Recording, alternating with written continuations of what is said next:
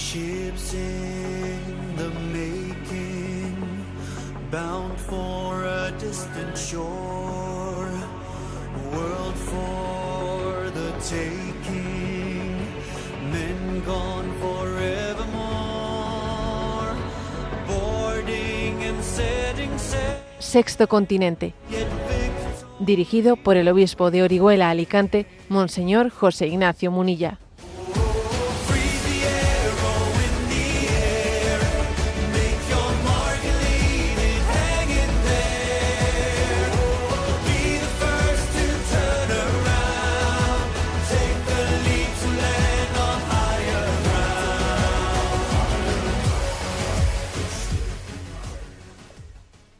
Un cordial saludo a todos los oyentes de Radio María. Un día más, con la gracia del Señor, nos disponemos a realizar este programa radiofónico llamado Sexto Continente, que lunes y viernes de 8 a 9 de la mañana, una hora menos en las Islas Canarias, realizamos aquí en directo en Radio María España. Hoy es 23 de diciembre, víspera de Nochebuena, y resuena en nosotros ese anuncio que llega desde Tierra Santa. Y aquí tenéis la señal: encontraréis un niño envuelto en pañales y acostado en un pesebre. De pronto, en torno al ángel, apareció una legión del ejército celestial, que alababa a Dios diciendo: Gloria a Dios en el cielo, y en la tierra paz a los hombres de buena voluntad. Y claro, pues hay una paradoja.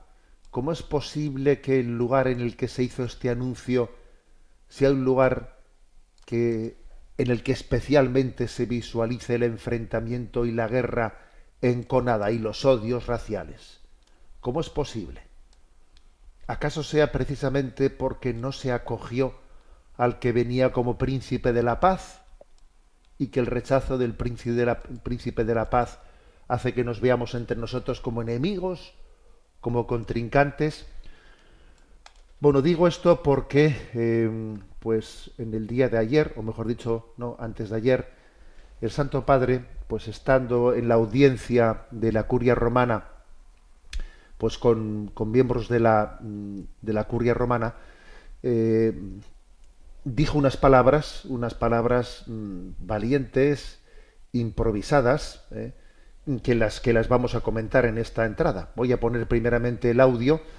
Es un audio que está en italiano, son pocos segundos, y luego lo comentamos traduciéndolo. Lo escuchamos.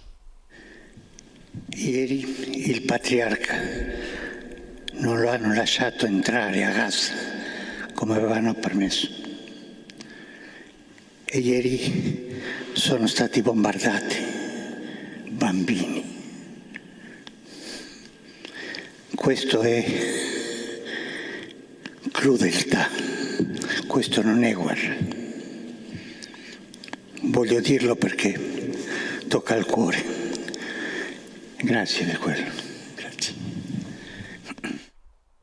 Como veis, se le ve al Santo Padre afectado también de salud. Ayer no pudo hacer su saludo desde el balcón, y después de su viaje a Córcega y de haber celebrado su cumpleaños el pasado martes, pues está teniendo una afección que esperemos que sea pues liviana y pasajera, pero a pesar de estar así de afectado en su voz y en una afección pues gripal, ¿no? o lo que fuere, pues ha querido tener esta audiencia y ha querido decir estas palabras.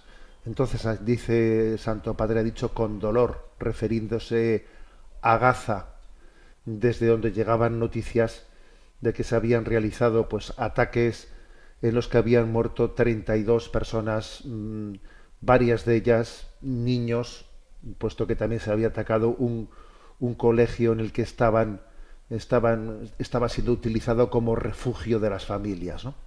Entonces el Papa en su saludo dijo que ayer no le dejaron entrar en Gaza al patriarca de Jerusalén, Monseñor Pizzaballa, del cual hemos hablado mucho, ¿no?, en este programa de Sexto Continente. No le dejaron entrar en Gaza como habían prometido que iban a hacer, ¿no? La Iglesia Católica había consensuado con las autoridades israelíes de que le iban a permitir al patriarca de Jerusalén, al obispo de todos los católicos, entrar en Gaza. Pues acaso para celebrar la Navidad en Gaza. Se había consensuado que le iban a dejar entrar, pero llegado el momento no se lo permitieron. Y claro, y en ese mismo momento se realizó ese bombardeo y el Papa dice, se ha bombardeado niños. Y el Papa dijo esta expresión, esto no es crueldad, perdón, esto no es guerra, es crueldad. Hombre, todas las guerras son crueles, pero claro, cuando el objetivo de las guerras ya de una manera descarada pues son los propios niños, pues entonces alcanza un sentido especial el por qué la Iglesia está denunciando esta masacre que se está produciendo, por qué la Corte Internacional de La Haya ha dictado una orden de detención, o sea, digámoslo claramente, la Corte Internacional de La Haya ha dictado una orden internacional de detención tanto del presidente del Estado de Israel, Netanyahu, como de quien era entonces su ministro de Defensa, como también del responsable de milicias de Hamás. Se ha dictado una orden de detención por crímenes de guerra. Y según datos de Naciones Unidas, ¿no?, pues en este momento, con fecha del 16 de diciembre, pues ya eran 14.500 los niños que han muerto en todos estos bombardeos. 14.500 los niños. De manera que el Santo Padre pues eleva su voz, que obviamente que el Papa diga esto pues va a tener consecuencias diplomáticas fuertes, porque ya sabemos pues que el Estado de Israel juega sus bazas con fuerza, y que el Santo Padre diga esto pues puede tener consecuencias de represalias a la Iglesia Católica en muchos lugares santos. Es un riesgo que el Papa diga, se pronuncie, ¿no? Pero por otra parte es la responsabilidad de conciencia de decir, está aconteciendo algo gravísimo, y si callamos también estamos traicionando a Jesús, que nos pidió ser testigo, ¿no? Testigos de la paz y de alguna manera que queriendo dar una palabra de consuelo a quienes están sufriendo de esa manera. Continúa adelante, continúa esta acción del patriarca de Jerusalén, Monseñor Pizzaballa, que creo que es ejemplar, que me parece que está haciendo un esfuerzo máximo pidiendo la liberación de los secuestrados por Hamás, de los que permanezcan vivos, pidiendo esa liberación, pidiendo el cese del fuego, pidiendo que se termine esa guerra que no hace sino extenderse, porque ya pues, a esta guerra en Gaza hay que sumar la que después se produjo en Cisjordania, después la invasión en el Líbano, después también la invasión que ya se ha producido de tropas israelíes en Siria, después los ataques en Yemen. A ver, es una guerra que no hace sino extenderse y extenderse. Y la Iglesia pide la paz como punto de partida, el cese de fuego como punto de partida. Y también insiste en la necesidad de que no hay otra solución que crear dos estados que se reconozcan el uno al otro, que se reconozcan mutuamente y que pues partan y construyan desde el respeto al orden internacional las relaciones entre ellos. Por eso estamos en vísperas del día de Navidad. Gloria a Dios en el cielo y en la tierra, paz a los hombres de buena voluntad. Y nuestro programa de Sexto Continente se une, ¿no?, a estas palabras del Santo Padre, denunciando. Tenemos que ser profetas que denuncien y anuncien. El ministerio profético tiene esas dos dimensiones, denunciar y anunciar. El que anuncia pero no denuncia es un queda bien. El que denuncia pero no anuncia es un agorero. Estamos llamados a anunciar que hay esperanza. Hay esperanza en acoger a Jesús y que el mundo cambie, pero tenemos que poner también nuestra atención en la denuncia de lo que acontece en el mundo cuando rechazamos el mensaje del Salvador. Sexto Continente es un programa que tiene interacción con los que sois usuarios de redes sociales en Instagram y en Twitter a través de la cuenta @obispomunilla, en Facebook a través de la página que lleva mi nombre personal de José Ignacio Munilla. Los programas anteriores de Sexto Continente están a vuestra disposición tanto en el podcast de Radio María como en las plataformas de iVoox, Spotify y también en el canal de YouTube En Ti Confío. En la página web www.enticonfio.org, en esa página pues podéis encontrar también los programas anteriores de Sexto Continente, como también pues otros materiales que poco a poco vamos generando. Y vamos adelante en esta andadura. Y voy a comenzar por comentar, aunque sea brevemente, una noticia que es una alegría para el niño Jesús. Así como que lo que acontece en Gaza, obviamente, ¿no? Pues es una espina a ese niño Dios que nace. Es una espina, una espina a ese niño Dios que nace y ve cómo el mundo se cierra su mensaje de paz. Pero de vez en cuando hay alegrías. Entonces antes de ayer, ¿no?, se hizo público que la Corte Interamericana de Derechos Humanos pues ha tenido un fallo, ha tenido un dictamen pues muy importante, histórico, en defensa de la vida. Y la cuestión era muy delicada porque resulta que había un caso que había llegado hasta esta Corte Interamericana desde El Salvador. En El Salvador el aborto está prohibido. El Salvador es una de esas pocas naciones, ¿no?, del mundo donde la vida en el seno materno se respeta plenamente. Gloria a Dios que existan todavía, ¿no?, algunas naciones donde el seno materno sea un lugar seguro para la vida. Bueno, pues allí en El Salvador se había dado el caso, un caso de esos que son difíciles, extremos, en que de alguna manera pueden ser fácilmente manipulados para desde un caso extremo facilitar o abrir la puerta al aborto, que esto pasa muchas veces, ¿no? Uno busca un caso como era una joven llamada Beatriz, que tenía graves complicaciones de salud debido a un embarazo de alto riesgo con un feto sin posibilidades de sobrevivir. Entonces, claro, ella tenía graves complicaciones de salud. El feto no tenía posibilidades de sobrevivir y entonces solicitó legalmente el aborto. Y entonces, claro, en El Salvador no se permite el aborto y entonces, claro, era el caso perfecto que los proabortistas dijeron, este es el caso que necesitábamos. Recurrimos a la Corte Interamericana de Derechos Humanos y hay unos 20 países en Latinoamérica que en su legislación tienen reconocido que los dictámenes de esta Corte Internacional pues son preceptivos, Entonces, claro, pues aunque la nación no se haya aprobado en el Parlamento el aborto, sin embargo por vía judicial el país puede ser requerido.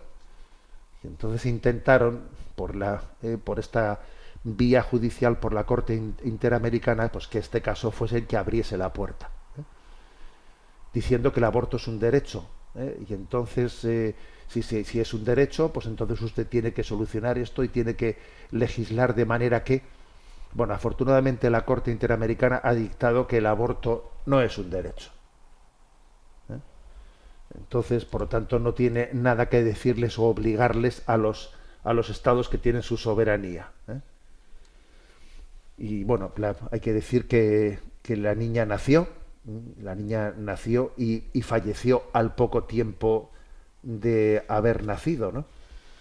Y tuvo una muerte natural, que claro, que hay una diferencia infinita, ¿no?, entre morir y matar.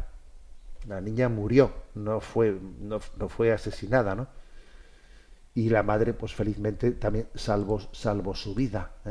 Entonces, lo que quiero poner a consideración de todos vosotros es cómo Aquí también ha habido un intento, como pasó en Estados Unidos, con el caso de Roe versus Wade, que se recurría a un caso extremo de esos que toque los sentimientos, toque la emotividad de la opinión pública, y tocando la emotividad aprovechamos esto para manipular y para que haya un cambio legislativo.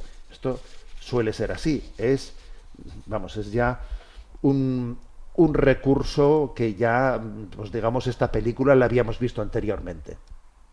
Pero como digo, afortunadamente, pues la buena noticia en víspera de Nochebuena, este regalo al Niño Dios, es que la Corte Interamericana de Derechos Humanos dice que el aborto no es un derecho. ¿Cómo va a ser un derecho matar?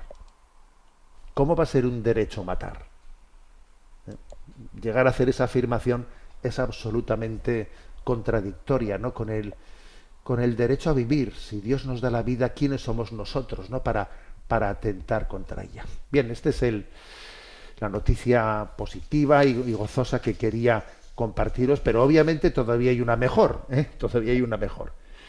¿Y cuál es? Pues el anuncio de la Navidad, y quiero compartir hoy con vosotros una carta, un escrito, una reflexión que he publicado en la prensa en el día de ayer sobre la Navidad.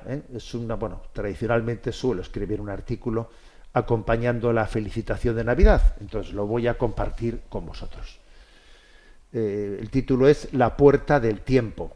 He tenido la colaboración de Patité, que muchos conoceréis. Patité, que es una diseñadora gráfica, ¿no?, pues a la cual le pedí que, como el Santo Padre en la Nochebuena, esperemos que la salud le permita hacerlo, ¿no?, el día de mañana, la Nochebuena, empujará con sus dos manos, ¿no?, esa puerta santa de la Basílica de San Pedro.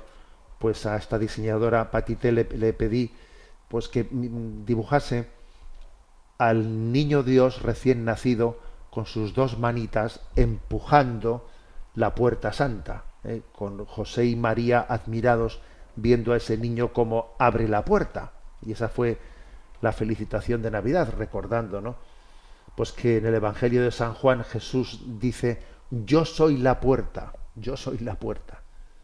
El que entra por mí se salvará, ¿no? Bien, pues la reflexión que he compartido en esta apertura del Jubileo 2025 no van a ser unas Navidades más, En ella se abre la puerta del Jubileo 2025 del nacimiento de Jesucristo. La puerta del tiempo. Recuerdo cómo me atraían en la adolescencia las películas de ficción en las que los protagonistas traspasaban la puerta del tiempo, transportándose a épocas pasadas o futuras, para finalmente volver al presente. Aquello no fue sino una pequeña aproximación a la fascinación que me causó el armario de doble fondo en la novela y después película Crónicas de Narnia, de C.S. Lewis, escrita en 1950, a través del cual, a través de la puerta de ese armario, los protagonistas se adentraban en otra dimensión de la realidad, que en última instancia simbolizaba la historia sagrada insertada en la historia de la humanidad. Bien.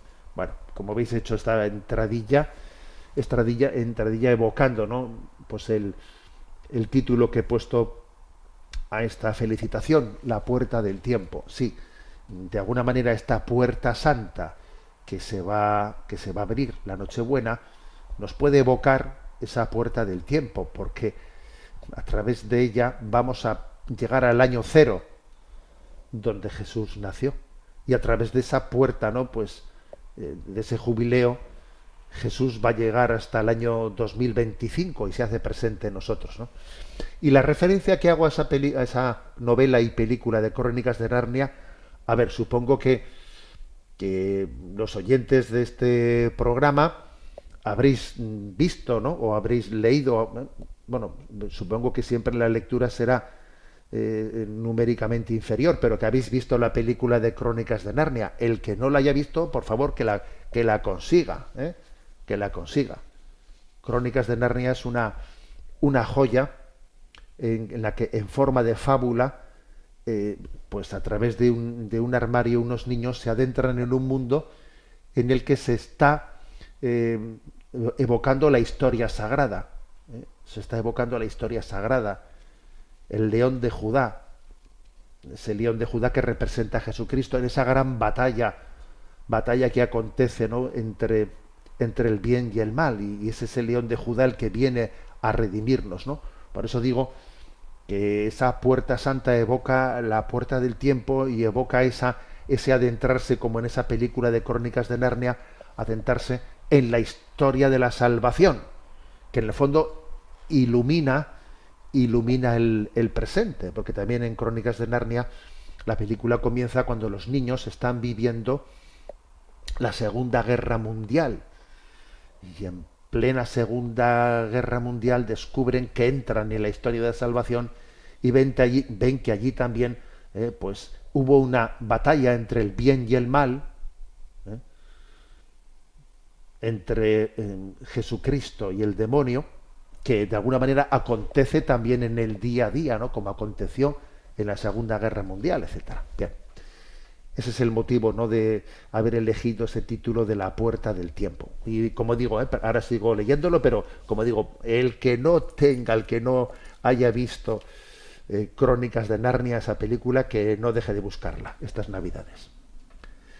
Continúo. La escena del Papa Francisco abriendo y traspasando la puerta santa de la Basílica de San Pedro, inaugurando así el año jubilar 2025 del nacimiento de Jesús, culmina y supera con creces cualquier evocación de la puerta del tiempo. La puerta santa nos transporta desde el 2025 al año cero, sin dejar de vivir el momento presente, abiertos a un futuro esperanzador, en el que esperamos que el retorno glorioso de Cristo culmine la historia. Nuestro calendario asume el concepto de que el tiempo se cuenta en referencia al nacimiento de Cristo. El tiempo no se mide en base a un criterio convencional numérico ni astrológico, sino histórico-teológico. En el fondo, hay dos concepciones irreconciliables de la historia. La primera la entiende como una dialéctica en la que al hombre sólo le cabe buscar en sí mismo su propia realización.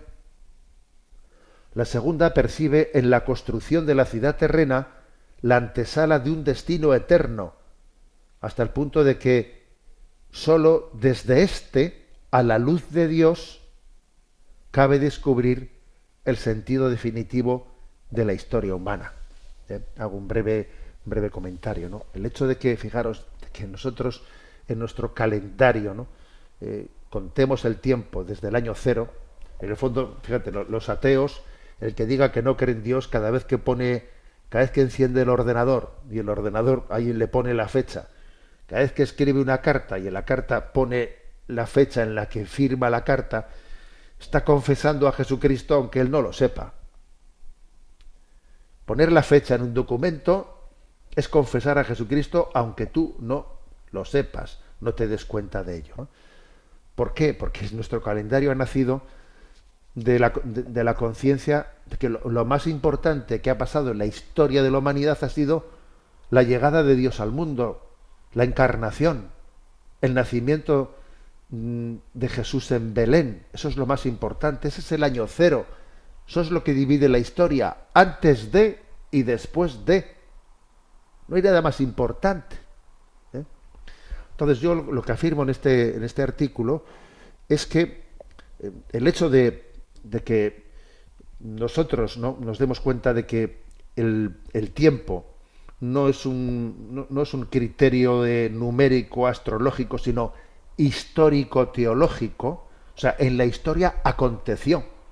Aquí ha habido un acontecimiento histórico, que es que Dios ha llegado al mundo, y además llegó en un tiempo determinado y en unos parámetros espaciales concretos, en un lugar que está allí, que se llama Belén, que tú puedes ir y visitar. Y allí te dice, aquí aconteció esto. Como cuando uno va a Nazaret, ¿no? Y allí ve que pone hic verbum caro factum est, y claro, se queda diciendo aquí, hic. O sea, digamos, nuestro criterio no es numérico, no, es histórico-teológico.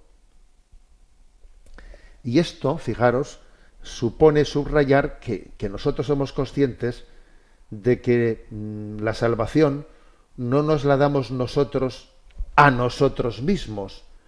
No buscamos nosotros en nosotros mismos la salvación, sino que la salvación viene de lo alto. El mundo no se salva a sí mismo. Dios viene a salvar el mundo. Aquí hay dos concepciones, señores. La de quienes piensen que nosotros nos salvamos a nosotros mismos, o la de aquellos que miramos a lo alto y decimos, ¿no? Por la entrañable misericordia de nuestro Dios nos visitará el sol que nace de lo alto. Por eso decimos, ven Señor, y es la encarnación, y es el movimiento descendente de Dios, Dios viniendo a nosotros. Entonces nosotros construimos la ciudad terrena como la antesala del cielo, a la luz de la revelación de Dios, encontramos el sentido de nuestra historia humana. Esto es lo que supone, ¿no?, que la llegada de Cristo al mundo sea el año cero y que empecemos a contar el tiempo desde entonces. Bueno, continúo. La afirmación cristiana de que Dios ha asumido la naturaleza humana, adentrándose en nuestras coordenadas de espacio y tiempo, supone que en adelante la historia del hombre es también historia de Dios, y que la historia de Dios comienza a ser historia del hombre. Todo lo auténticamente humano interesa a Dios, y a su vez todo lo divino concierne también al hombre. Antes de Cristo, aun sin conocerle, la historia le estaba esperando. El hombre buscaba una plenitud que era incapaz de darse a sí mismo. El inicio de un nuevo año 2025, en este caso, no es sino un signo de la continua presencia viva y salvífica de Jesús en el tiempo y el espacio. Él es el centro del universo y de la historia. Entonces, fijaros, aquí, hasta ahora, ¿no?, pues uno tenía una concepción. Una cosa es la historia sagrada y otra cosa es la historia civil. La historia sagrada es una cosa, la historia civil es otra cosa. No, a ver, la historia sagrada y la historia civil se han fundido porque Dios ha entrado en nuestras coordenadas de espacio y tiempo. Y entonces la historia del hombre es también historia de Dios, y la historia de Dios es también historia del hombre. Esto es otra percepción de la realidad. Otra percepción de la realidad, ¿no? Por eso, fijaros, cuando se intenta, ¿no?, decir, no, el hecho religioso no puede estar presente en la vida social. El hecho religioso es únicamente para el interior de la conciencia de cada uno. Claro, es que es no entender nada, es no entender la encarnación. Es no entender la encarnación. Es no entender la novedad del cristianismo. A ver, me acuerdo que el cardenal Giacomo Biffi dijo la siguiente expresión. A ver, señores, que el cristianismo no es una religión, es un acontecimiento. O sea, ha acontecido, me explico, que es que Dios ha venido y ha nacido en Belén. Es un acontecimiento. Las religiones podrán entrar en crisis, los acontecimientos no. Porque ha sucedido. Bueno, continúo con el artículo. El jubileo del año 2025 coincide además con el 1700 aniversario de la celebración del Concilio de Nicea, que fue en el 325, considerado como el primer concilio ecuménico de la historia, que fue convocado por el emperador Constantino, a pesar de que todavía no se había bautizado. Fue un concilio clave que condenó la herejía cristológica del arrianismo, a pesar de las simpatías de Constantino por el hereje Arrio. Jesucristo no es meramente un personaje excelso y eminente, sino que es verdadero Dios, además de verdadero hombre. Todos los padres conciliares, excepto 2 obispos, ratificaron ese credo, el símbolo niceno, el 19 de junio del año 325. Gracias a Nicea, confesamos que Jesús es la persona divina del Verbo, quien por amor a nosotros y enviado por el Padre, se encarnó por obra del Espíritu Santo en el seno de la Virgen María, tomando la naturaleza humana sin abandonar su naturaleza divina. Él es verdadero Dios y verdadero hombre, engendrado, no creado, de la misma naturaleza que el Padre. Se ha hecho verdaderamente hombre, hermano nuestro, sin dejar de ser Dios nuestro Señor. Es decir, he querido subrayar que además del 2025 aniversario del nacimiento de Jesús, este año también se celebran 1700 años del Concilio de Nicea. Cuando uno va a Belén, a la Basílica de Belén, que es una de las basílicas más antiguas de la cristiandad, allí en las paredes, ve también escritos los nombres de los concilios. Allí está escrito el nombre de Concilio de Nicea, de Constantinopla, etcétera. Los concilios cristológicos están escritos allí en las paredes, en esos mosaicos bizantinos antiquísimos, ¿no? de aquella basílica de Belén, que es de las poquísimas basílicas que no fueron destruidos, destruidas en las invasiones persas, porque como llegaron los persas y allí vieron que había mosaicos, que venían los reyes de Oriente pues a adorar al niño Dios, como vieron aquellos reyes de Oriente y se vieron ellos allí, los persas, ellos mismos allí representados, oye, mira, si estamos aquí nosotros en esta escena, no vamos a destruir esta iglesia. Y gracias a eso, gracias a los magos de Oriente, pues resulta que esa basílica no fue destruida, ¿no? Pues mira, y allí en las paredes consta el nombre de Nicea, escrito hace, pues fijaros, ¿no? ¿Cuántos siglos? Se hacen 1700 años de ese concilio, y entonces a ese niño que ha nacido le confesamos como verdadero Dios y verdadero hombre. Entonces, pues yo he concluido esta reflexión, este artículo de felicitación de Navidad, que tiene como título, ¿no?, la puerta del tiempo, con el siguiente párrafo. Pero volvamos a la imagen de la apertura de la puerta santa.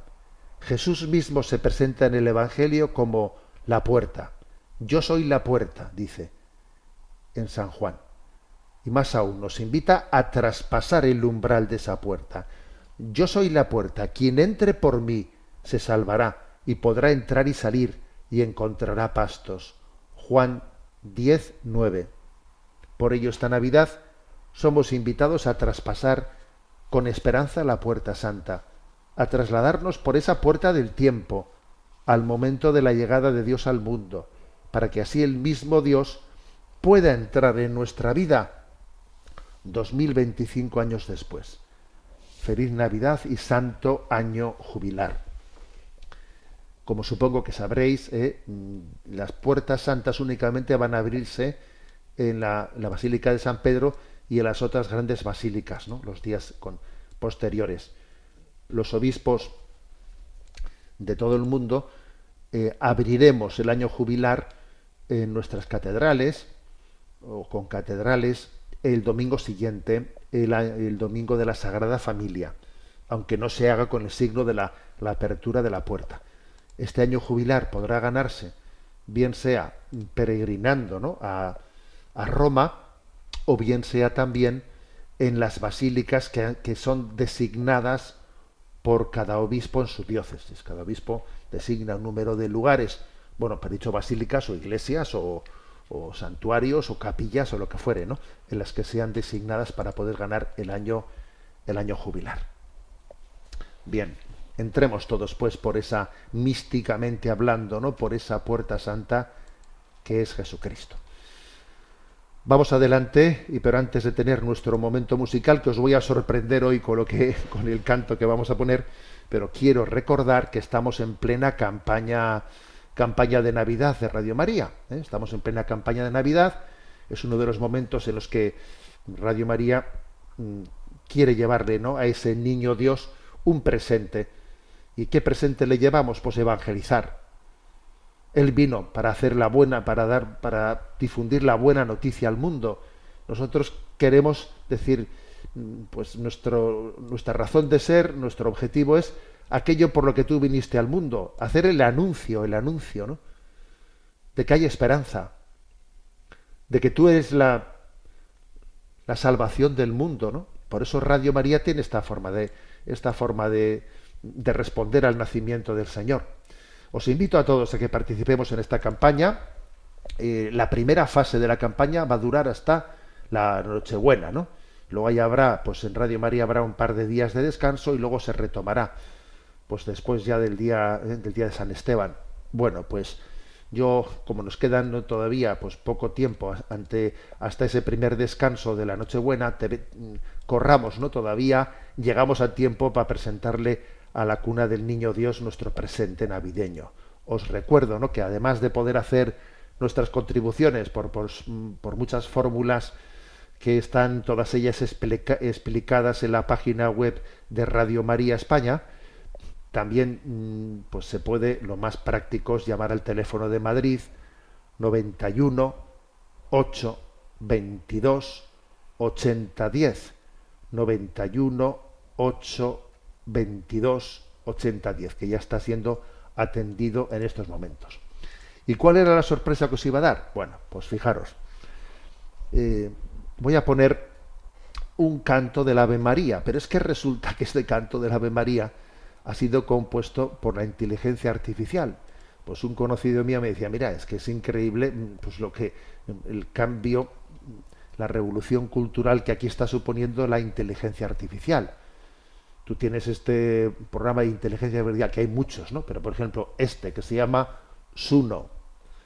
Le pones la letra del Ave María y le dices, hazme un canto. Y entonces él te dice, a ver, elígeme estilos musicales. Y ahí tienes para elegir, tienes que elegirle pues, de todo el tipo de estilos posibles. Uno tiene que ir seleccionando. Bueno, le da, venga, házmelo. Y va y genera de repente una canción absolutamente nueva, ¿no?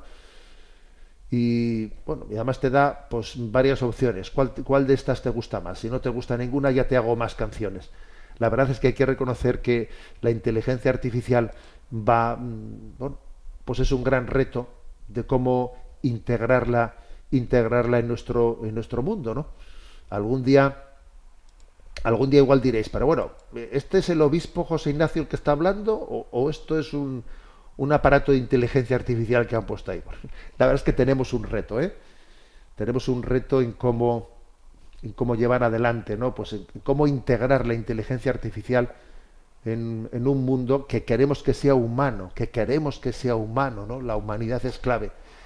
Y por eso yo en este programa pues me he manifestado más de una vez de una manera favorable a la legislación europea, en la que, en la medida en que se implemente, pase a ser obligatorio el que uno pueda conocer si lo que está escuchando, si lo que está viendo, si lo que está leyendo ha sido generado o no por inteligencia artificial, que sea obligatorio el que eso conste.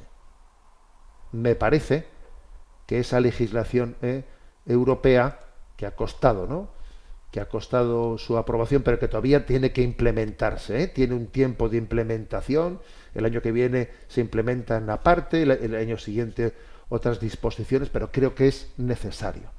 Bueno, pues ahora vamos a disfrutar de este Ave María generado por inteligencia artificial, pero que, como veréis, obviamente tiene una gran belleza, y no cabe duda que detrás de esa inteligencia artificial pues está también la maravilla de la inteligencia del hombre, que es capaz de dar a luz pues instrumentos que tienen esa capacidad, ¿no? Esa capacidad también generadora de belleza, como es este caso. Lo escuchamos.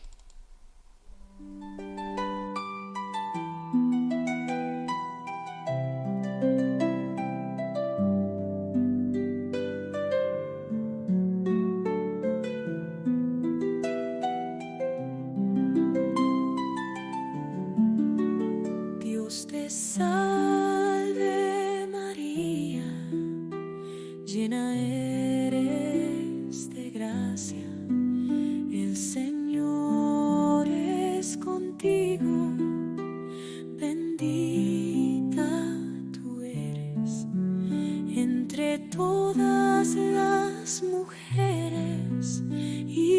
bendito es el fruto de tu vientre, Jesús.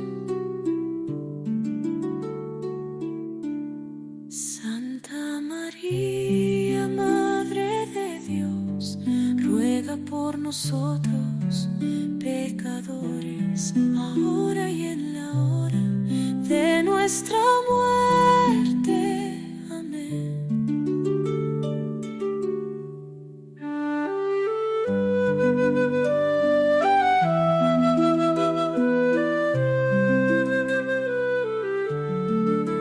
Dios te salve María, llena eres de gracia, el Señor es contigo, bendita tú eres entre todas las mujeres y bendito es el fruto de tu vientre, Jesús.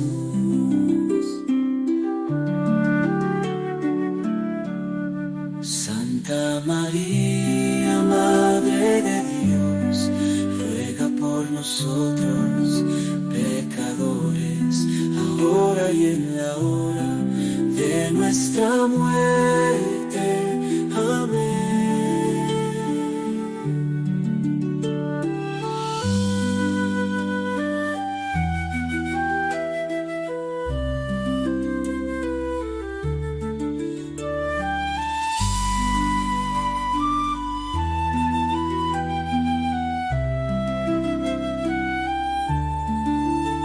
Dios te salve María, llena eres de gracia, el Señor es contigo, bendita tú eres entre todas las mujeres y bendito es el fruto de tu vientre, Jesús.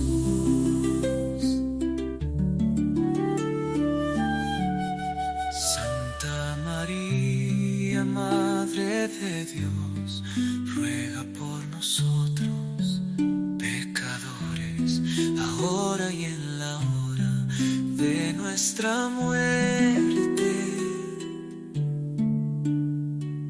Amén.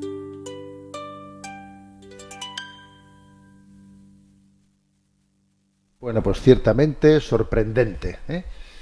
Bueno, pues vamos adelante en nuestro programa de Sexto Continente y además de recordaros, ¿no? Pues que está abierto ese teléfono para poder realizar nuestra participación, colaboración en esta campaña de Navidad, en esta ofrenda al Niño Dios. Queremos evangelizar. 91 8 22 80 10. Además de eso, también recuerdo que existe, ¿no? Pues un conducto para poder participar en el programa, que es el correo electrónico sextocontinente@radiomaria.es, sextocontinente@radiomaria.es. Y a Yolanda, que está en la emisora, le vamos a pedir que nos presente las preguntas seleccionadas.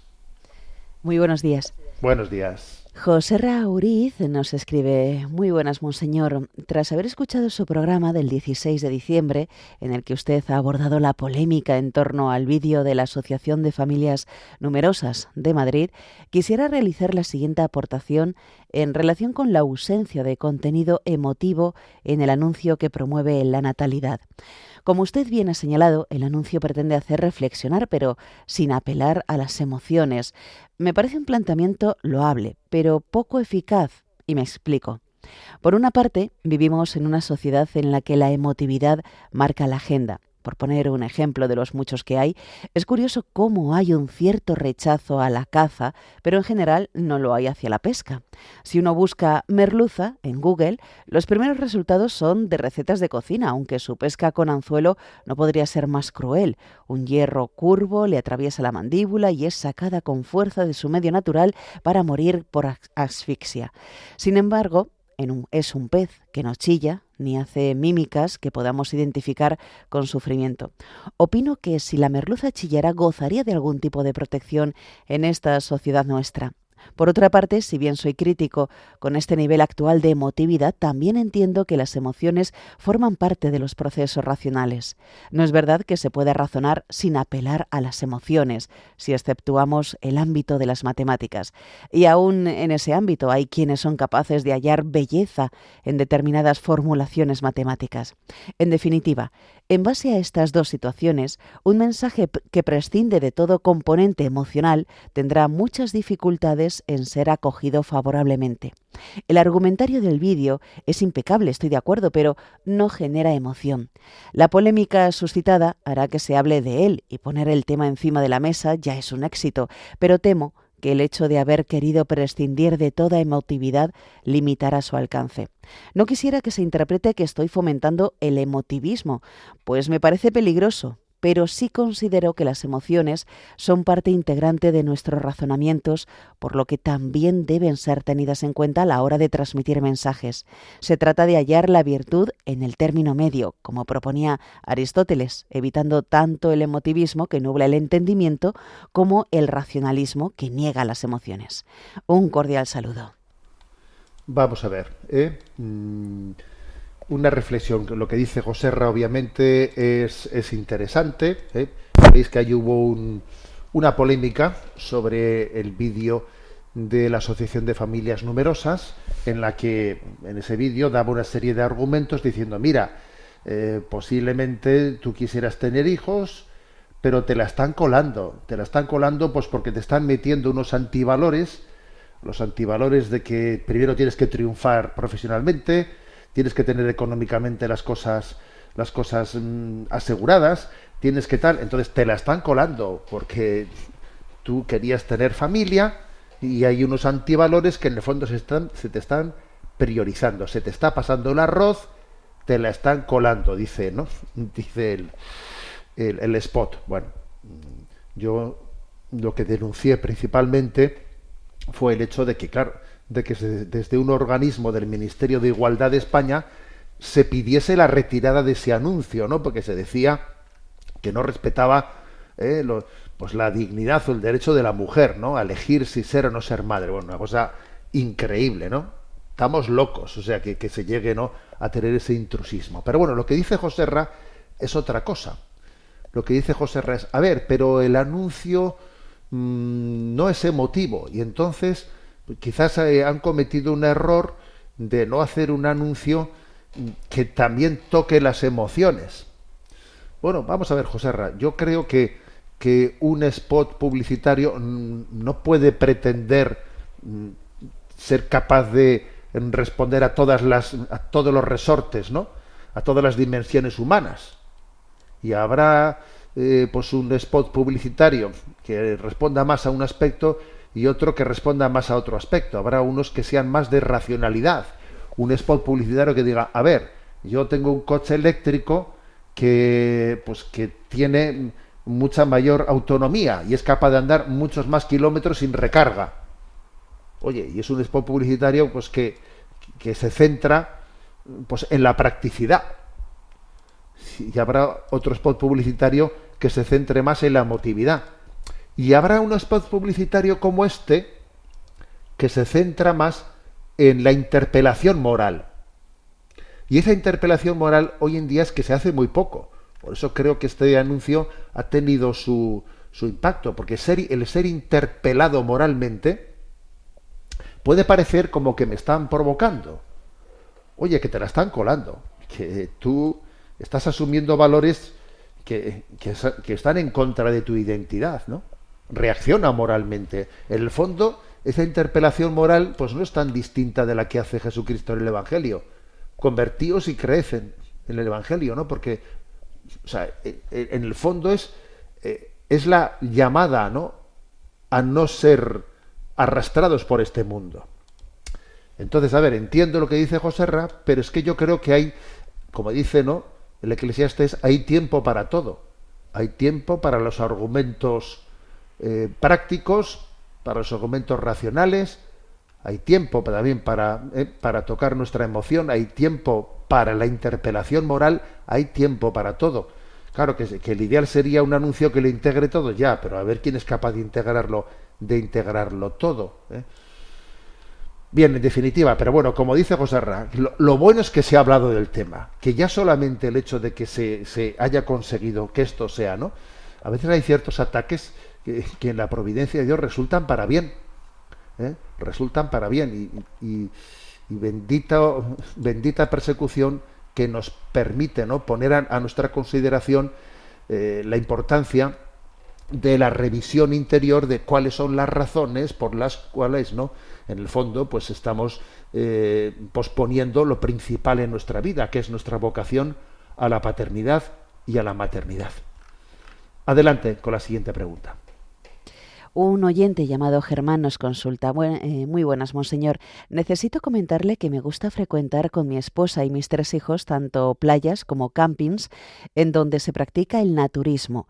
Una vez lo consulté con un sacerdote si esto ofende al Señor y me comentó que mientras sea un lugar en donde todos vayan así y no produzca por tanto escándalo, que no tiene por qué ser pecado. Sin embargo, quisiera conocer su opinión sobre el tema para asegurarme de si estamos cometiendo un pecado contra la pureza o no. He estado leyendo por internet lo que dice la Iglesia Católica sobre el naturismo y no consigo sacar nada en claro. Gracias por atenderme. Bueno, pues yo creo, la verdad es que la pregunta está hecha con absoluta transparencia y yo creo que no, pues que esa palabra que le dio o esa explicación moral que le dio ese sacerdote, pues no fue correcta. No fue correcta. Es verdad que dice, intenta buscar por internet lo que le dice la Iglesia Católica dice al respecto. Hombre, yo creo que sobre el naturismo explícitamente así no ha hablado, pero lea usted de los puntos 2514 al 2527 del Catecismo de la Iglesia Católica, ¿eh? Entonces, allí se dice, bueno, pues que existe la concupiscencia de la carne. Entonces no partimos de una situación, digamos, aséptica en la que el desnudo es algo que no tiene por qué... No, a ver, partimos de una situación en que existe la concupiscencia de la carne. Y entonces el desnudo no es algo inocuo. No, inocuo no es mostrarse desnudo delante de los demás. Es verdad que habrá otras culturas, habrá culturas indígenas, etcétera, en las cuales... bueno, pues no tiene el desnudo, no tiene el mismo peso que en otras culturas, ¿no? Pero en todas las culturas, incluso en esas indígenas, ¿no?, en las que el desnudo no tiene el mismo peso que puede tener en Occidente, existe una intuición de una dignidad espiritual que tiene que ser custodiada por el pudor. Entonces, dice, por ejemplo, dice el punto 2521 del Catecismo de la Iglesia Católica: la pureza exige pudor. Esta es parte integrante de la templanza. El pudor preserva la intimidad de la persona. El pudor designa el rechazo a mostrar lo que debe permanecer velado. Está ordenado la castidad, cuya delicadeza proclama. Ordena las miradas y los gestos en conformidad con la dignidad de las personas y con la relación que existe entre ellas. El pudor protege el misterio de las personas y de su amor, invita a la paciencia y a la moderación en la relación amorosa, exige que se cumplan las condiciones del don y el compromiso definitivo del hombre y la mujer entre sí. El pudor es modestia, inspira la elección de la vestimenta. Mantiene silencio o reserva donde se adivina el riesgo de una curiosidad malsana. Se convierte en discreción. Esto último que he leído es el punto 2522. 2523. Existe un pudor de los sentimientos, como también un pudor del cuerpo. Este pudor rechaza, por ejemplo, los exhibicionismos del cuerpo humano, propios de cierta publicidad, o las incitaciones de algunos medios de comunicación a hacer pública toda confidencia íntima. El pudor inspira una manera de vivir que permite resistir, ¿no?, a las solicitaciones de la moda, a las presiones de las ideologías dominantes. Es decir, que la Iglesia católica sí habla de este tema, aunque no hable de una manera explícita del nudismo, ¿no?, del nudismo. Pero a ver, existe la concupiscencia de la carne, el desnudo no es una cuestión inocua, porque obviamente no me ayuda a mí a tener una relación pura y personal con alguien, me está incitando la concupiscencia de la carne, obviamente la incita. Entonces, pues yo creo que es un error, mire usted, es un error pues el asistir a ningún camping ni a ninguna playa nudista, así de claro, ¿no? Y tenemos que, yo le digo, no, pues relea usted los puntos 2514 al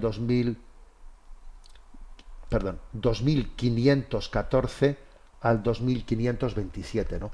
Y bueno, y también le bendigo y le agradezco a usted, pues porque sea tan claro y transparente buscando la verdad, ¿no? A la hora de decir, ¿estaré yo confundido? Pues sí, creo que lo está, ¿eh? Pero Dios le bendecirá en ese deseo de búsqueda de la verdad. Bueno, tenemos el tiempo cumplido, y pasado, ¿qué pasado mañana? Perdón, mañana es Nochebuena, mañana es Nochebuena. Entonces, pues, os quiero desear de todo corazón que esa Noche Santa viváis la mayor intimidad con el Señor que viene a nuestras vidas. Os deseo que la familia permanezca unida en Jesucristo. Os doy mi bendición. La bendición de Dios Todopoderoso, Padre, Hijo y Espíritu Santo, descienda sobre vosotros. Alabado sea Jesucristo.